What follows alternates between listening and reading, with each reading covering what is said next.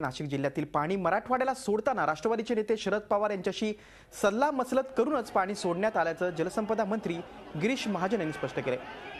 त्र्यंबकेश्वरात निवृत्तीनाथांच्या भूमिपूजन सोहळ्याच्या वेळी त्यांनी पाणी सोडण्याबाबत पवार यांची भूमिका आग्रही असल्याचे सांगितलं। खुद्द मुख्यमंत्र्यांनीही पवारांची सहमती घेत हा निर्णय घेतल्याचं स्पष्ट केलंय। MWRAच्या निर्देशानुसारच समन्यायी वाटप हे गेल्या सरकारनं मान्य केलं होतं। उच्च आणि सर्वोच्च न्यायालयानं सुद्धा हे आदेश कायम केल्यानं आम्ही हतबल असल्याचं त्यांनी स्पष्ट केलंय। राष्ट्रवादी काँग्रेस आणि शेतकऱ्यांनी महाजनांना काल घेराव घातला होता, त्यावर आज महाजनांनी स्पष्टीकरण देण्याचा प्रयत्न केला। माननीय शरदरावजी पवार यांनी सांगितलं की मराठवाड्याला पाणी तुम्हाला द्यावं लागेल।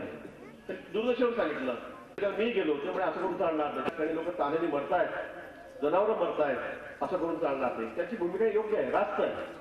आणि म्हणून मला वाटतं की आपण सर्व राज्यातले जनता आहोत, देशातले आहोत। आपला एक भाऊ त्या ठिकाणी पाणी पिण्यासाठी मागतोय आणि आपण शेतीसाठी मागतोय, पण या व्यतिरिक्त यावरही जाऊन मी सांगेल की तुमच्यावर अन्याय होऊ देणार नाही।